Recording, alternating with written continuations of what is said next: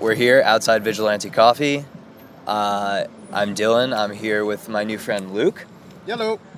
And we're going to talk a little bit about religion and see where the conversation goes. It could really divulge into anything. I don't mind. So, why don't we just start with an intro? Okay, hello, I'm Luke. I'm a third year at University of Maryland, College Park. I'm a double major in biology and education. I'm aspiring to become a biology teacher. And since we're talking about religion, it's something that I've always felt uncertainty of in my life. Kind of like... Or do you want to do an intro? Sorry. No, it's cool. I mean, I've recorded like a couple of episodes of this before, so people probably know who I am. Okay. But yeah, I'm Dylan, third year as well at University of Maryland, studying environmental science and policy, and a little bit of anthropology. But yeah, so I think it's interesting trying to be a biology teacher and talking about religion because it always comes back to evolution, right? At some point, Is that what you're gonna say? Yeah, at some point, biology class was rooted in religion. You know, it's creationism. Yeah, like this is how humans were made. You know, the funny thing is, my friend who goes to University of Colorado, his girlfriend grew up in Texas, right? And Texas is the state that makes most of the textbooks that go out across the U.S., right? And in her town, the textbooks did not have evolution in them because they were like strictly Christian schools. Damn. And they did not want to teach evolution because they thought it was misleading to the ways of God. And this was a huge culture shock for her, obviously, like coming to college and seeing, you know, everyone studying the science and everyone's, you know, firm believers. There's all this evidence and she's kind of stuck in the middle, like, where do I go from here? And I think that's a huge test of like, I guess your open-mindedness, or like, because that's a complete paradigm shift. You know, like your world is religion, your world is creationism. Like that's how you have only known the world to exist, and then hearing about like how it's rooted in science and how it's rooted in evolution, like would rock your world for sure. And it almost makes me think, not only for religion, but just in general, like if a system wants their people to go in a certain direction, they can shape that direction. So like her school obviously didn't want to teach religion, and that became a part of her life, a part of her mind. Like, I don't know. I think it's kind of cruel to force that upon people. So something that has definitely been talked about before is it that exact, like the forcing of religion upon someone, and from a young age, should you teach someone your values or should you teach someone to be open-minded and to make their values for themselves? Which is like a tough point for me because if I have children, I would definitely want to impose like my values on them. Of course. But I know that could be toxic, and like, and just because I think my values are correct doesn't mean that my potential children might see them as correct as well. Yeah, it's hard because, especially being a parent, like you said, you have to find the balance between influence and hands off. Yep. It's their decision. So, I myself am horrified of having children because I don't think that I can guide them in the meaningful way that they need. As I stand now, obviously that could change, but it's just, the responsibility is so... Oh my God. I can't even It's imagine. unfathomable. You can't imagine it until it's actually happening. And you're constantly criticized for what you do, and you're criticized for what you don't do, no matter what. Yep. So...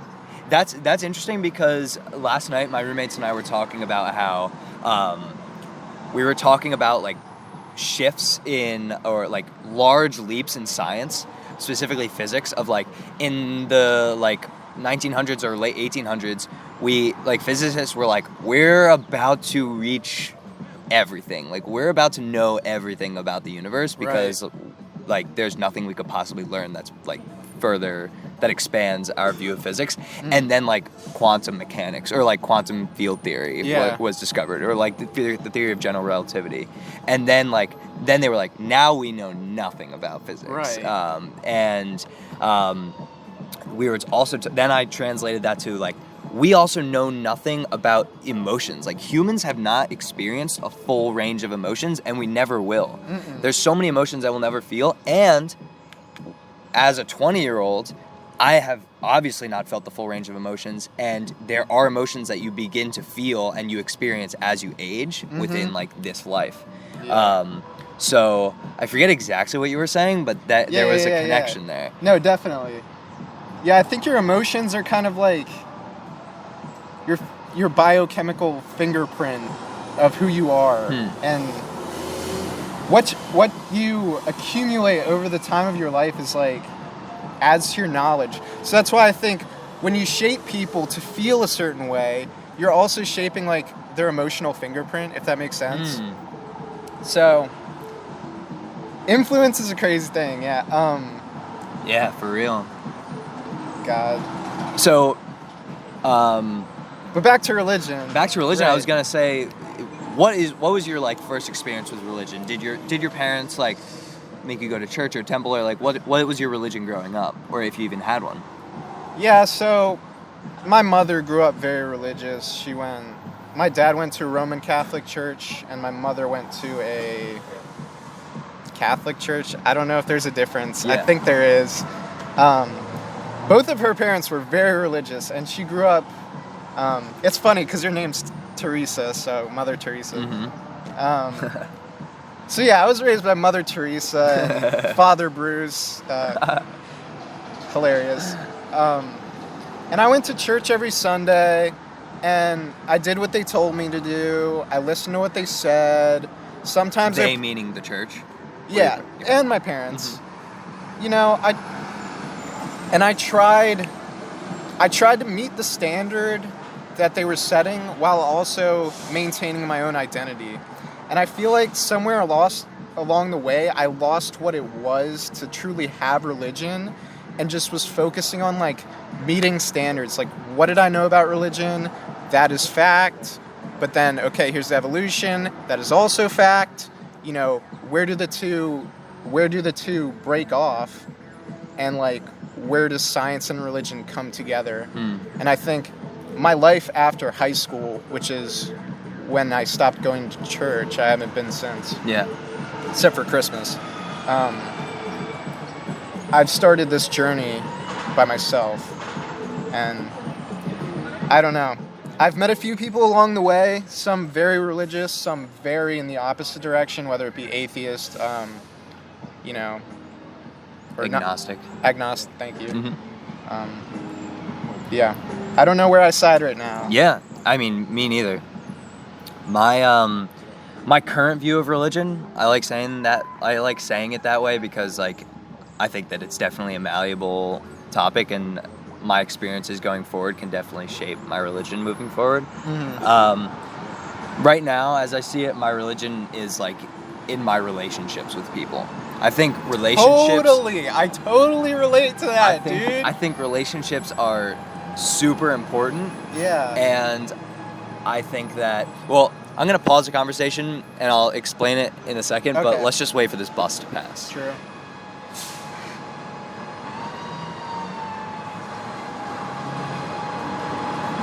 What days do you work here? I work Thursday and Saturday. Okay. But Thursday I usually work in Hyattsville, and Saturday I usually work here or in Hyattsville. Okay.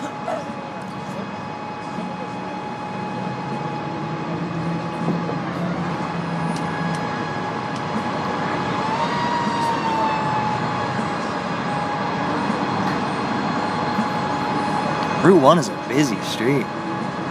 Yeah, I mean, it's Route 1. It is Route 1. So it was the first. You think there's a bunch of Route 1s? Definitely. In America? Yeah. I don't think so. Is that how does that work? They go all the way up to 495 in Maryland, so I think Route 1 runs all the way from like New York down to. No, 95 does that. Oh, that's 95. That's 95. Okay, so the buses Sorry. passed, and I like something that I learned in Israel. Actually, I've been to Israel. Okay. Was if there's a plane flying overhead and you're in a conversation and it's loud, just pause the conversation. You don't need to really speak over the plane. I think it's something like a lesson in patience. It's a lesson in like being intentional in the conversation that you're like actually in and not trying to rush through it. Sorry. Patience is so underrated. Patience is extremely Oh my god. underrated. There's nothing I love more than somebody who's patient. Like I could spend all day with somebody who's patient. Yeah. But I can And- only take in spurts people who are like I mean, it's different from being like fast, you know? You Definitely. can talk fast. Definitely. You can be like very enthusiastic and be a patient person. Definitely. And They're not the same. I yeah. think patience, along with like intentionality and like love, it's all stuff that you need to put energy towards. Like it doesn't just come, or for at least for me. I think that I come from a family and an environment that's very like impatient. Definitely. So patience is something that I have to actively like seek and like try to practice on my own. And that's a huge component of religion as well, is like knowing when to act and knowing when to, you know, it's out of your control. Just let things play out the way they're supposed to. Mm-hmm. And patience is something, sure, after a lot of time practicing, it'll come naturally. But I think what you're saying, you have to put in the work Yes. to make it habitual so that, you know, you can express it without even thinking about it. But it does take, you know, tens of years. I mean, Yeah, it takes a long time. We're at I don't think I'll college, ever be it's at a point hard. where I'm satisfied, you know? yeah. It's something that you're always working towards. But yeah, so going back to the relationships thing, I think that there is definitely a unique energy that exists in my relationships with each and every person in my life. No two relationships are the same, and no two energies between us are the same. And the energy that is created through those relationships, then in the actual bond between us, and the addition or like the amalgamation of all of those energies is like where religion exists for me. It's like that's where I find like purpose, which I think people find purpose in religion. That is where I find like guidance. And I think that those two things are found in religion. Yeah, I really like that view because I share not the same, but sort of like a parallel view where just religion can be anything intangible that you've accumulated and it's important to you. Gives you purpose. Now, if I'm being honest, I'm just gonna be honest. I don't think anyone has any purpose on this earth at all. That is my view. Yeah. But I think being self-aware of that, like, I'm not gonna say, okay, yeah, I'm gonna say it. Go for it. Knowing that my life does not matter, I can give myself purpose in things that, you know, are great to me. Yeah. Because, like, that's where worry stems from. That's where, you know, regret, guilt. I'm not saying you go out and rob a store because that's where your purpose is, but, like, it's something that's hard to describe in words, but you feel it all around you, and you feel it in your connections with people. You feel it at night when you talk to yourself. You have a connection with yourself, too. Definitely. That's part of your religion. Definitely. There's that little voice in your head, and maybe sometimes that little voice isn't actually you, you know? Mm-hmm. It's in your head, but you're like, you know, when they're saying bad things or, like, negative things, you're like, no, that's not me. I want to avoid that. Yeah. Sometimes I think like when I have a conversation with myself, or if like a thought does pop into my head, that it is me from a different point in my life. Like it's either me from the past or me from the future. Maybe either giving me guidance or or like regretting Tempting. something from the past or something like the that. devil tempting you Yeah, or something yeah. from within Mm-hmm. yourself. But I really like that thought of being insignificant. Like if you zoom out, Yeah, for Earth, sure. the Milky Way, our universe, insignificant in the grand scheme of the universe. Yeah.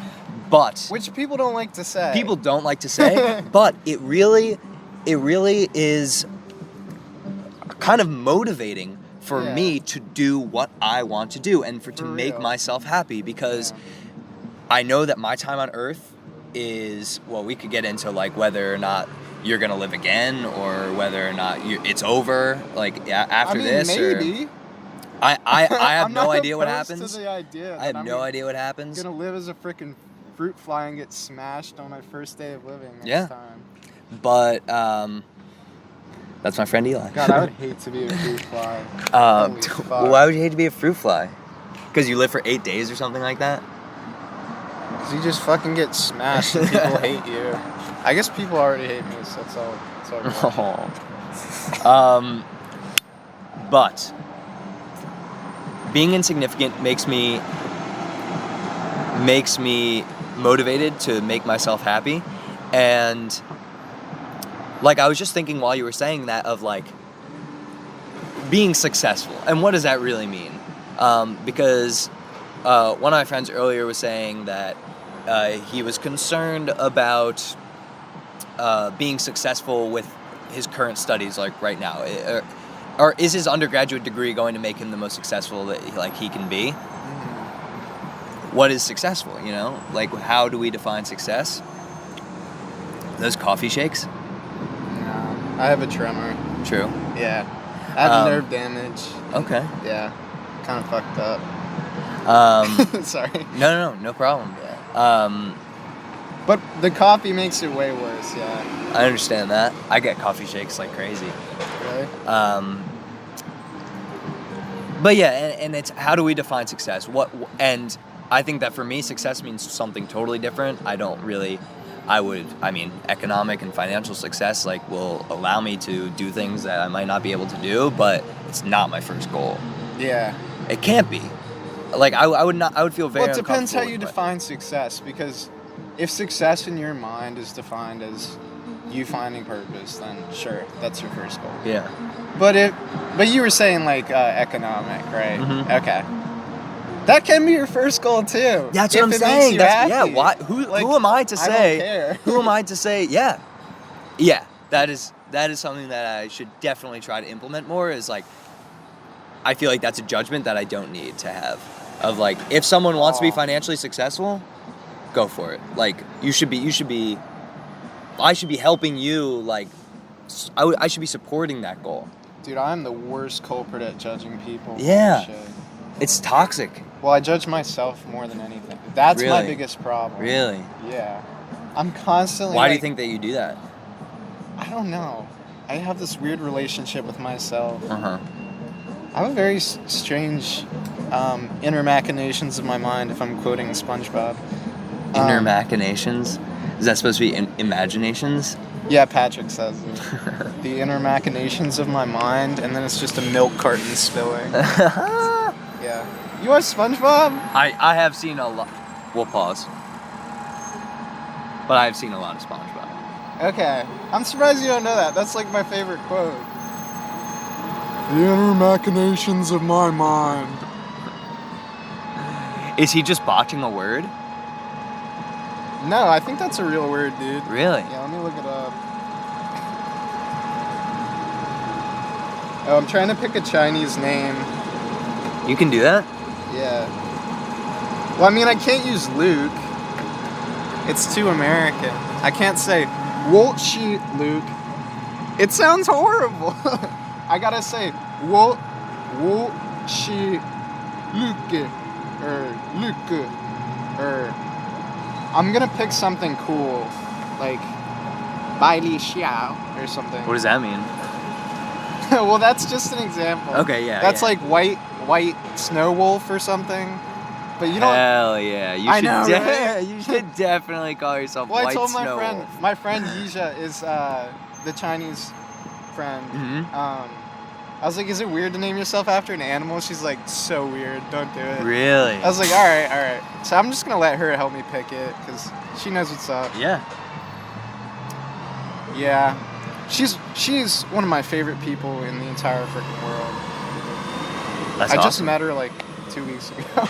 That's so cool. Dude, Sometimes that happens with people. She's It's one you're of- just like, Yeah. and you're good. I feel like we have a pretty good connection. No, I agree. I agree. Yeah. And the people that I've wanted to have this kind of conversation with, or like, Yeah. you know, like kind of have this podcast around, are It's the like a people niche. that I definitely have a strong connection with. That's awesome. I'm digging your energy, bro. Yeah, dude. So we kind of talked on like religion today and what it means, but do you think that there's any aspects of like that conventional religion that you like grew up around that you kind of maybe still hold on to, or is it Ooh. a complete denial? Ooh, that's a good question. I'd say guilt is like the most prominent in my life. Like I feel like there's someone watching me. Like there's part of me that says, you know, this is private, and there's part of me that says like somebody's always watching. And when you fuck up, when you do something shitty, like it's gonna stack up. And that just bugs me. I mean, do you think that is restrictive? Like it restricts you from like maybe living as much as you want to? I wouldn't say restrict. Well, maybe in a sense, but I'd say it more so causes like micro anxiety. Mm-hmm. And that's a huge problem for our generation. So like, yeah, it's just worrying. I mean, worrying's one of the worst things you can do. If you can get rid of worry, just get rid of it, please. It'll ruin your fucking life, trust me. I'm a broken man. Sorry, No, off topic. dude, not at all. I agree. I think worrying is like inherently restrictive. It like when you worry, you don't take that next step that you want to, or like you don't fulfill the things that you want to at least take strides toward fulfilling, or you don't take the strides toward starting to fulfill those things. Yeah. And is it worry of like failure? Is it worry of like belonging? It's not worry of any one thing. Uh-huh. I would put it as worry of the future. Mm. And the future Being present. yeah, Being present. the future can have a positive or negative connotation, but worrying, I find myself worrying about positive things. Like, what's the use? And it's not something that you can just be like, oh, I'm just gonna get rid of that. I'm gonna stop worrying. You know, I tried. Yeah. I've been trying for years to make small steps, but it's not something you can do alone. You need people around Yes. you. Yeah. So, You need support. yeah, for sure. Communities are, my concentration within my like in environmental science is anthropology, so I'm learning about cultures. Cultures they're rooted in connection between people, and you can't build a community without strong connections. You can't build a strong life without strong connections to the people around you. So you need support, but like worrying about the future, it is something that I've totally like had my experience with and still do like a very fair amount. But like also something that needs to be practiced, something that needs to be intentional is focusing on the future. Like and I even write about this sometimes just like in a journal. What are the relationships that I value today? Like right now. What are the things that I want to do today to make me happy? Is it like getting my assignments done so that the stress for tomorrow is lessened? Or is it exercising because it's going to clear my head and make me more available to do assignments tomorrow? Or like, that's very school-oriented thought, but like what makes me happy today? Yeah, touching on that idea of community, I think that's where the church groups can really shine. Yeah. Even it doesn't matter what you're rooted in. I mean, don't join a fucking cult. Yeah, but yeah, like, yeah. like joining a community is a beautiful thing if you have connections with people there. And I'm trying to build those connections, even if it's not through religion. I feel present when I visited Hell this yeah. Bible group. I've never read the Bible. I've never read a single page of Yeah. it. But when I visited with them, I felt like they were accepting. I didn't even say anything, but it felt like I was accepted there already. I love So, that. I don't know. It's like, it's hard to put my finger on. Yeah. But yeah, church groups are awesome. One experience made me think that. And I had no idea what the fuck they were talking about, Yeah. but hey man, they got something going on, you know? Definitely. And like that's one of the purposes of religion, is to bring people together under like common thought, Ooh, which I think can be dangerous. But yeah, it's also that can be very dangerous. but it's also like beautiful. It's a community. Let me just reiterate something I said earlier. Yeah. For the sake of the podcast. Yeah.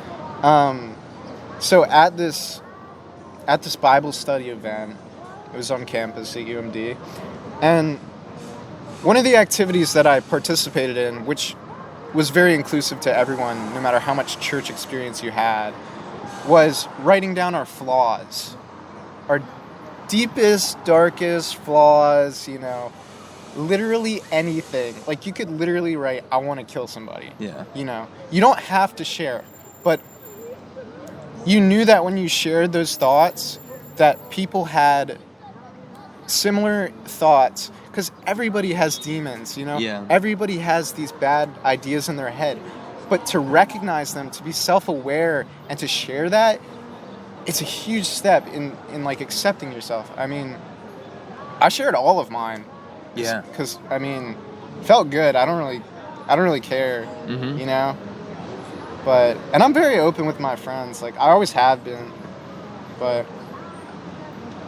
Yeah. I think that's a really powerful, something you can try at home. Honestly. Definitely, and it's With a group it's of super friends. powerful. And I think Or by yourself. in a Doesn't church setting, I think it seems like a safe. I'm gonna caveat that with. No. I think that there's a lot of First problems thoughts. with like with the Catholic Church, but Okay. I think that in that setting, it probably feels like a safe place to share, because there's an answer. You know, like, they're gonna hit you with a Bible verse that's going to respond to whatever this flaw or like this maybe demon might be, and that kind of comfort of knowing there's gonna be an answer Yeah. is probably a pretty safe. Yeah, they're makes it a safe persistent. environment. Yeah, for sure. Persistent For sure. bastards. They know For everything. sure. They cite that shit like, you know, Romans 46. Yep. Oh, my bad. Bad. Is there a barge? Honestly, nowadays, like, textbooks are longer than the Bible, so I might as well just read the fucking Bible. Goddamn. I don't know about the Bible. I think it's The very... Bible's misogynistic and it's I think it is fascinating. sexist. I think it's kind of funny. Not gonna lie. Yeah. I think the way people interpret it, I'm glad they interpret it. Yes. Yes. I'm Yes. glad Yes. they Yes. interpret it and they don't practice it like as pen. No, but some people do. Some people practice it as I know, like but- they take a textual approach. I know, but you know, in generalmente, Yeah. Yeah. for sure. Dude, do you know any others textbook practicers? Any other textbook practicers? What do you No, mean? no, by you that? mean, like by the book people who Oh. take it literally. I mean, like, I was raised Jewish, Okay. and there's definitely like an Orthodox Jewish community that practices like all the different things that I think would be meant to be interpreted. do you have to examples?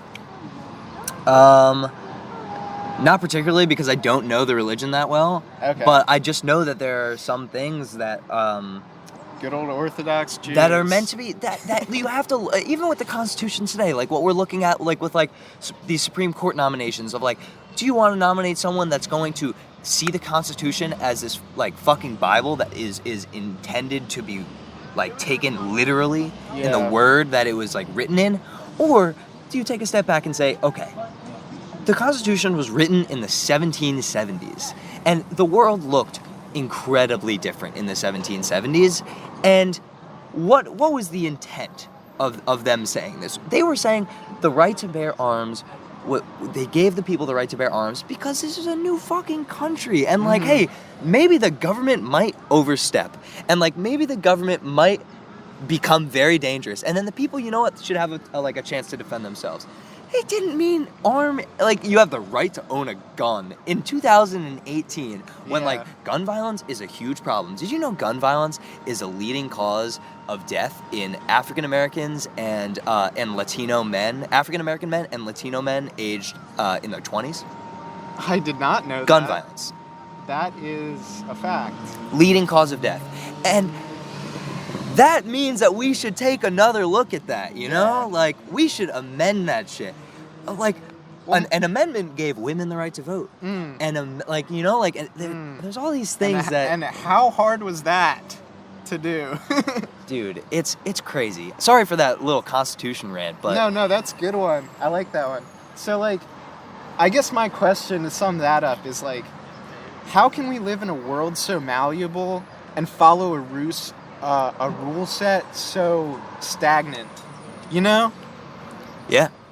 How can we live in a dynamic community and never change like, not that we never change it, but it's like, it's viewed almost as like the word of God. Yeah. Yeah. You know? Yeah. All right, see ya. Bye. I'll call you later. But yeah, I think, and to think that like the organized religion is so scary to me is because like they're like people who teach organized religion are like they have no say in it. It's like this is a religion that is like clear, and this is a religion that I must follow, and I can't change it, you know, like it's not for me to change, it is for me to follow. What? And like who wrote this religion? Like who wrote the rules? Why don't you want to have a say in it? Like why don't you want to make yourself happy? But again, it does make people happy, you know? Yeah. Like it gives people structure. It like reduces anxiety because people know what to do. Yeah. So Yeah, like there's another judgment. Yeah. I had a thought, a really good one, but I lost it. Fuck.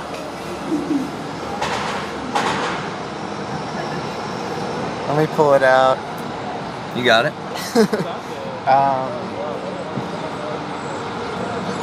All right, short intermission. Mm-hmm. I gotta think of it. It was No really problem, good. no problem.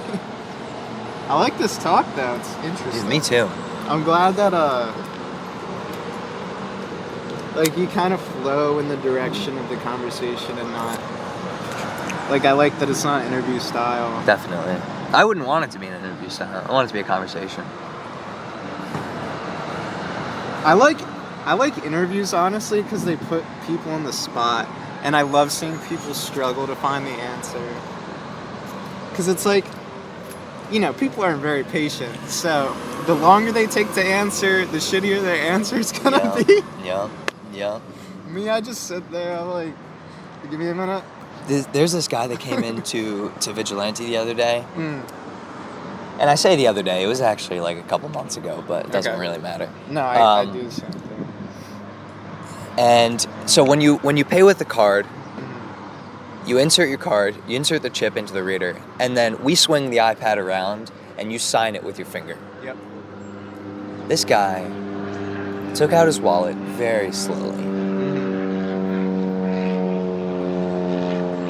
When I was a kid, I used to think they were gonna bomb me every time I heard that. It's just kind of a scary noise. Yeah.